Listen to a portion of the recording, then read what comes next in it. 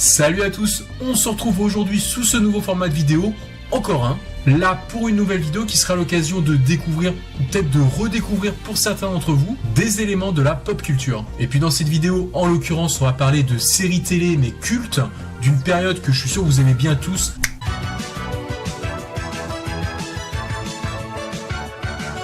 Et oui, on va parler des 80s. Pour ce faire, je vais quand même avoir besoin de renfort et puis ce sera plus sympa, donc je vais appeler Alexei de la chaîne Désaxé. Salut Alex. Et je sais que t'es sous le choc de la saison 3, mais moi c'est Alexis, hein, pas Alexei. Bon, de toute façon, bref, Alex, ce que je te propose c'est simple. On va tour à tour présenter des séries des années 80 qui nous tiennent à cœur, et à la fin c'est vous qui regardez, qui choisirez la série que vous avez préférée. Bien sûr, le seul paramètre à respecter, faut que ce soit une série des années 80. Et pour ce faire, on a pris des séries qui, je pense, vont vous faire kiffer. Donc j'espère que t'as pris du lourd parce que de mon côté, il y a moyen que je déglingue tout dans cette vidéo. T'inquiète, c'est une période qui me connaît bien. Je pourrais presque être le troisième frère de Fur dans Stranger Things, tu vois. Donc, honneur aux invités, je te laisse nous faire découvrir ta première série. C'est quoi cet écran splitté là? Et pourquoi tu fais genre t'es juste à côté de moi? Effet de style, mon cher, tu vois, je pensais que ça pourrait donner un petit côté plus convivial, puis en plus ça donne... Bon, on va pas parler pendant 3 heures parce que j'ai très envie de vous parler de la première série que je regardais avec mon papa. C'est une information complètement inutile, mais ça a toute son importance, puisqu'il s'agit de K2000.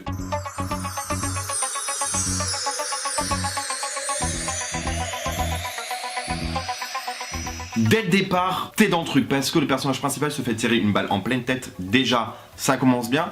Mais en plus de ça, en fait, les personnes qui l'ont tiré dessus le font passer pour mort. Donc ce qui va se passer, c'est qu'il va être pris en charge par une organisation secrète en faisant au passage une petite chirurgie esthétique, histoire qu'il change complètement de visage et donc d'identité. Le but de cette manœuvre, c'est qu'il devienne une sorte de justicier du crime sous un tout nouveau nom qui sera Michael Knight. Avouez, le nom il est classe quand même. Moi je le trouve classe. Mais ce qui est plus classe, parce que, oui, il y a encore plus classe que Michael Knight, c'est que le personnage principal est joué par David Hasselhoff himself.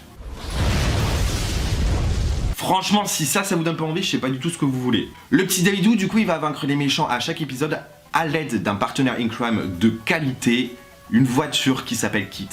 Binôme de choc. Kit, grosso modo, c'est un personnage à part entière. Vraiment, tu te surprends à t'attacher à cette petite titine là, alors que c'est qu'une voiture, mais... tu l'aimes. Mais le pire, ou le meilleur, ça dépend de quel point de vue vous vous situez, c'est que cette voiture, qui est le personnage central au final, c'est Hulk. Déjà parce qu'elle peut se conduire toute seule, en plus de ça, elle a un bouclier anti-balle, donc à chaque fois que des personnages ou des méchants se mettent à lui tirer dessus, elle a rien du tout. Elle peut rouler ultra vite, donc à côté, la Space Mountain, c'est rien du tout. Et donc des fois, vas-y que j'explose des murs. Fast and Furious à côté, c'est rien du tout. Genre, je suis même sûr que le film s'est inspiré de K2001. Ouais, enfin, quand même, depuis, ils ont pas mal augmenté de level, hein. Parce qu'on est quand même passé de ça... à ça.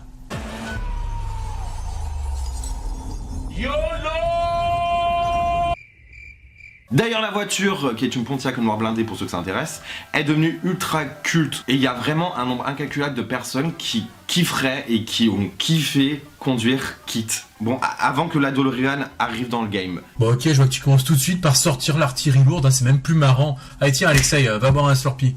Et de toute façon, c'est moi qui fais le montage, donc si je veux, j'ai tous les pouvoirs. Et d'ailleurs, en parlant de pouvoir, j'ai justement une série à vous présenter qui nous parle d'une équipe dotée de pouvoir, elle aussi.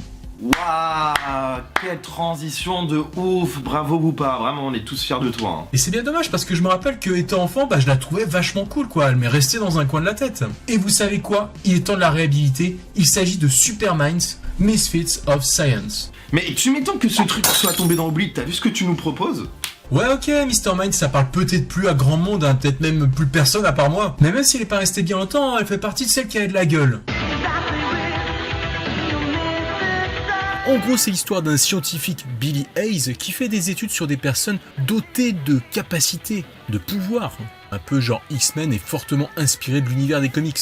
Bon après, rapidement, il constitue sa petite team de super-héros pour mener des enquêtes et puis évidemment la vie dure aux malfrats. Dans l'équipe, il y a déjà Billy, lui il a aucune capacité, mais c'est un peu le je sais tout du groupe.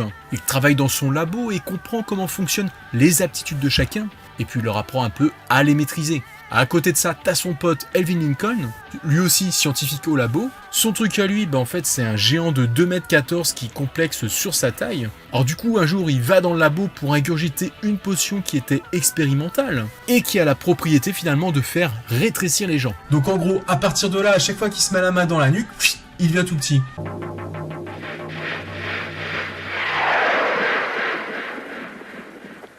Bon, par contre, c'est plus logique que les super-héros parce que ses vêtements ils rétrécissent pas. Hein. Du coup, ils font avec ce qu'ils peuvent. Ensuite, on a Gloria, un peu la Eleven du groupe avec ses pouvoirs de télékinésie. Et puis, ouais, c'est bien Courtney Cox, hein, vous rêvez pas, qu'on connaît plus pour son rôle de Monica dans Friends. Enfin, on a le Johnny du groupe, le rocker rebelle, et puis lui, il est carrément badass. C'est vrai que c'est surtout par rapport à lui, en fait, que je me souviens de la série. Parce qu'il a le pouvoir de balancer avec ses mains des décharges électriques. Alors lui, en plus, comme si ça suffisait pas, il a la super vitesse, un peu à la Flash. Ouais, il est complètement cheaté, en fait. Mais quand même, avec tout ça, il a 2 gros points faibles. Déjà, il peut se décharger rapidement, hein, faut qu'il se repose un peu après pour récupérer ses pouvoirs. Puis le truc très con, hein, il craint la flotte. Dès qu'il la touche, c'est comme de l'acide sur lui. Mais du coup, il se lave jamais. Bref, on suit cette bande de bras cassés entre des enquêtes et des aventures. Ils doivent souvent se débrouiller seuls, hein, personne veut les aider. Mais à chaque fois, ils arrivent à prouver que ce sont de vrais héros. Et puis à l'épisode d'après, tout le monde a oublié, ils recommencent à zéro, on dirait.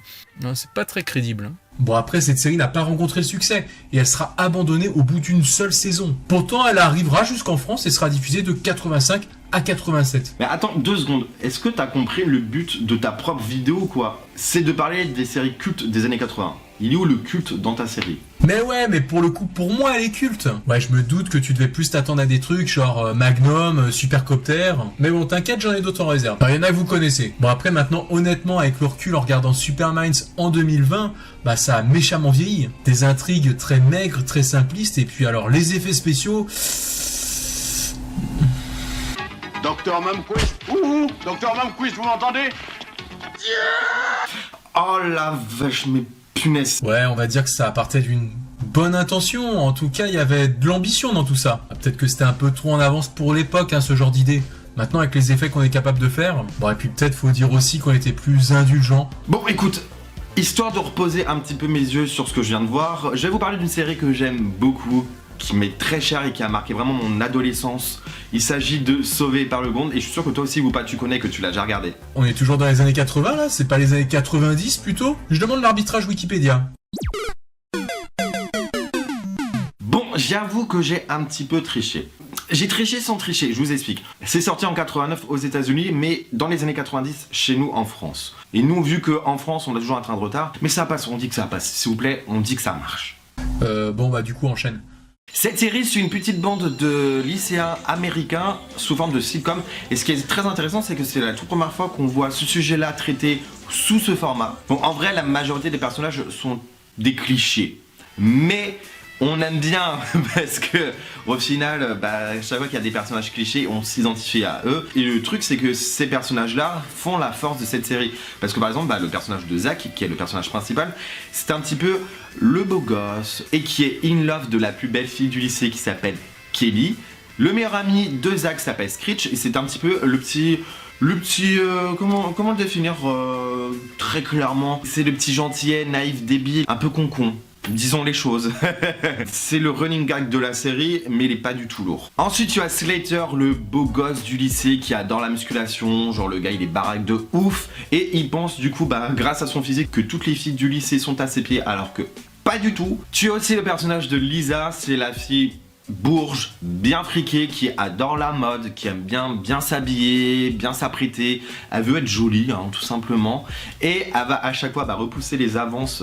Bon, pour le coup, là, il est hyper lourd de Screech. Enfin, tu as le dernier personnage qui est pour moi l'un des meilleurs de la série, si ce n'est pas le meilleur. Il s'agit de Jessie et qui est un personnage de malade. L'écriture de ce personnage-là est dingue pour l'époque parce qu'il est ultra avancé sur son temps, je m'explique. Jessie, c'est un personnage féminin qui a un fort caractère, c'est une femme forte et qui est loin d'être lisse, c'est-à-dire qu'elle a des défauts, elle est bien loin des clichés comparés aux autres personnages de sitcom et aussi comparé aux autres personnages de la série Sauvé par le Gong. Et là où la série frappe fort avec ce personnage-là et qui est, je trouve, très avancé pour son époque, c'est que ce personnage-là est ultra engagé dans des domaines très importants et toujours d'actualité en 2020. Parce que ce personnage-là est ultra engagé dans la politique et aussi dans l'écologie qui sont deux thèmes toujours d'actualité. Je trouve vraiment que cette sitcom n'a pas ma vie. C'est hyper couillu, si je puis dire, de faire une sitcom parce que généralement dans le temps, ça prend un sacré coup de vieux du point de vue de l'humour, etc. Parce que une sitcom généralement c'est ancré dans son époque. Mais vu que eux ils parlent de lycéens, du monde d'ados, du monde de potes, et moi quand j'étais ado, quand je regardais cette série là, je m'identifiais à mort au personnage parce que le thème de l'adolescence, ça parle à tout le monde et ce peu importe les générations. Et le truc aussi que j'adorais, c'est que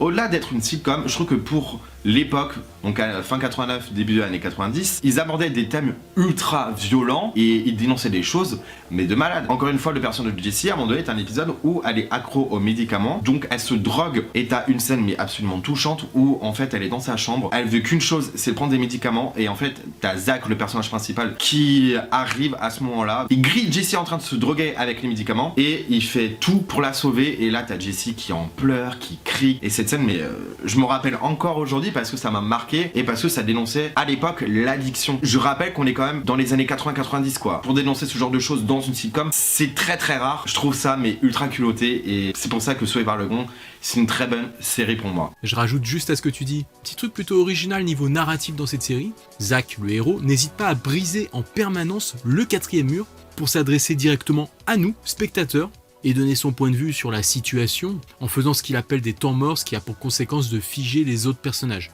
Ouais, je trouvais ça plutôt cool pour le souligner aussi. Allez, à toi. Et comment ne pas parler de cette série sans citer le générique qui est culte à mon sens et qui est juste génial.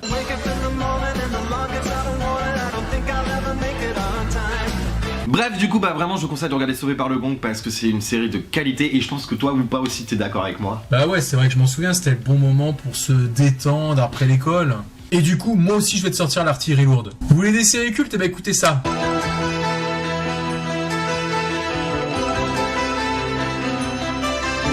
Tu vois, tu veux parler de générique. Mais bien sûr que je me rappelle de ce générique. Et tu sais que là, en vrai, j'ai qu'une envie, c'est de faire une armoire Ikea avec une bouteille d'eau. Et en effet, on va parler du roi de la bricole et de la récup, MacGyver. MacGyver, c'est 2 rouleaux de sparadrap, 3 boulons, un bout de papier alu et puis surtout son couteau suisse, et il nous fait un moteur à induction. En somme, un génie des sciences appliquées qui utilise ses connaissances pour se sortir de mauvais pas, dans lesquels il se retrouve toujours, et de façon très inventive. En plus, le personnage campé par Richard Dean Anderson a des principes qui dénotent avec les héros de séries et de films d'action de l'époque, en utilisant son ingéniosité plutôt que ses poings. D'ailleurs, il est contre les armes à feu, et ça c'est plutôt cool.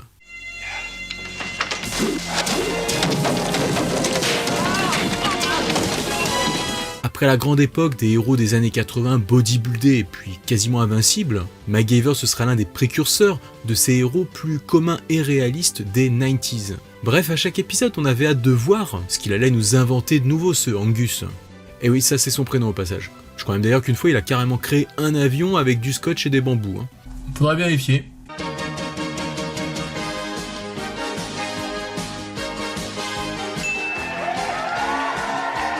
T'as un bon mix entre l'agence touriste qui a inventé pas mal de trucs elle aussi, et puis une sorte de James Bond, de Indiana Jones avec un assez bon fond écolo avant l'heure. Et comme à tout bon héros il faut sa némésis, un bon méchant, dans cette série on avait le personnage récurrent de Murdoch, qui refaisait surface de temps en temps pour lui mettre des bâtons dans les roues, alors que souvent Mac y croyait s'être définitivement débarrassé de lui quelques épisodes avant.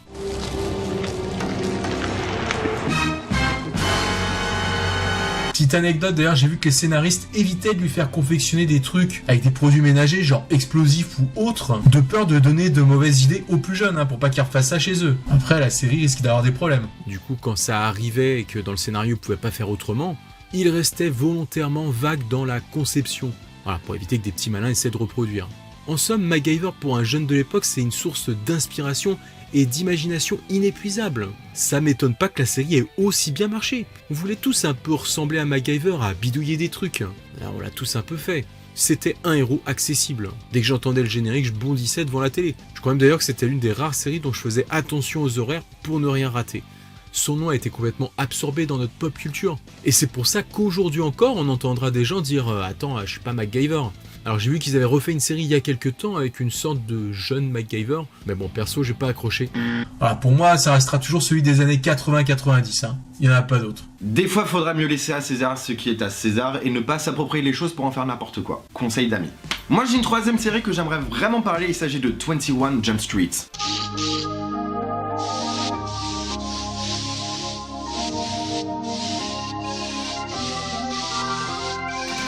Non mais attends voir. Moi aussi je voulais parler de 21 Jump Street. Ah, moi je dis à la française. Écoute, on n'a qu'à faire ça ensemble. Surtout que la vidéo commence à être longue. Moi ça me dit bien. Allez. 21 Jump Street, ou alors 21 Jump Street si tu préfères, est une série policière avec une bonne dose d'humour, diffusée à partir de 87 aux États-Unis et en 1990 en France. Là encore, on frise les 90s. On frise peut-être les années 80, mais quand tu regardes un petit peu leur look, leur façon d'être, etc., tu sens bien l'ADN de cette décennie quand même. Disons que cette série marque la transition entre les deux décennies. Ça me va. On y suit une unité très spéciale de la police, puisqu'elle a la particularité d'être constituée de jeunes agents, et puis même qui font encore un peu plus jeunes physiquement. Ce qui leur donnera la possibilité d'infiltrer les réseaux de jeunes malfrats, notamment dans les milieux universitaires, et le tout bien sûr sans éveiller leurs soupçons. Eux, ils ont encore l'image du flic ventru avec un donut à la main. Mais surtout, la chose à préciser, c'est que c'est cette série qui a lancé la carrière du petit Johnny Depp. Ce sera lui le personnage central, on va suivre l'évolution d'épisode en épisode, donc au départ il va être un flic complètement coincé et il va devenir un agent infiltré super cool. Et ce show, en plus d'avoir lancé cet immense acteur, a eu son lot de guest stars de qualité. Par exemple, il y a eu Brad Pitt et aussi Shannon Doherty qui étaient tous les deux des réels stars dans les années 80. Ce qui fait l'essence même de la série, c'est son côté fun, qui raconte les méthodes atypiques de cette section de police. Parfois ils font nimp, c'est de l'impro total, créant des situations cocasses desquelles ils devront bien souvent tenter de s'extirper, mais au final, ils arrivent à leur fin. Ce qui est vraiment intéressant avec 21 Jump Street, c'est que le ton donné par cette série sera vraiment un vent de fraîcheur dans l'industrie des séries de l'époque, parce que ils vont vraiment à l'encontre des schémas habituels. On est vraiment bien loin des personnages qui sont très propres sur eux, qui ont toutes les qualités du monde, ce qui fait que les adolescents de l'époque pouvaient s'identifier aux personnages, et ça c'était vraiment cool. Le plus cool dans tout ça, c'est que l'histoire de cette unité très spéciale, elle est inspirée d'une histoire réelle. Il y avait une véritable unité comme ça sous couverture à Los Angeles, et ça c'est cool. Et comme on dit, toutes les bonnes choses ont une fin, parce que 21 Jump Street a vraiment lancé la carrière de Johnny Depp. Et ce qui s'est passé, c'est que Hollywood a voulu s'intéresser à cet acteur-là, et il a commencé à recevoir d'énormes contrats très intéressants, comme par exemple Edouard Main d'Argent. Ah, la rencontre avec Tim Burton, le début d'une longue collaboration. Et surtout Winona Ryder, n'est-ce pas? Et je vois vraiment pas de qui tu parles. Et du coup, après 4 années de bons et loyaux services, Johnny Depp a décidé d'arrêter la série pour se consacrer à sa carrière d'acteur dans le cinéma. Et malheureusement, la série n'a pas du tout survécu à cette perte parce qu'il y a eu juste une saison supplémentaire et après, la série s'est terminée. Bon voilà, au final, pas besoin de se battre pour parler des séries des années 80, surtout si on défend les mêmes idées. Mais pourquoi se battre? Parce qu'en fait, quand tu réfléchis, ces séries-là ont rapproché les gens, et toi aussi, moi au final, et ce même 20 ans après, et ça c'est dingue. Malgré tout, dans tout ça, il y a peut-être une série dans cette vidéo que vous avez préférée plus que les autres. Du coup, petit sondage, vous savez quoi? Votez en haut à droite pour la série que vous avez préférée, pour celle qui a peut-être déjà une place dans vos souvenirs ou qui vous donne le plus envie d'être vue. Et surtout, vous n'hésitez pas à nous dire dans les commentaires quelle série parmi toutes celles qu'on vous a proposées vous a donné envie de voir ou revoir. Alexis, en tout cas, je te remercie d'avoir partagé ton expérience 80s avec nous, et puis en prime avec ta bonne humeur.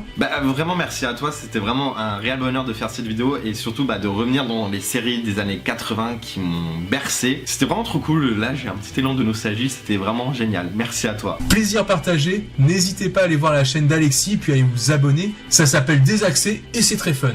Moi c'est Alexis, alias Désaxé sur YouTube, et sur ma chaîne je parle de séries, de dessins animés aussi, je parle aussi de séries d'avant ou de dessins animés d'avant, et c'est tous les dimanches à 11h sur ma chaîne, donc n'hésitez pas à venir faire un petit tour et à vous abonner si jamais vous aimez bien mon contenu.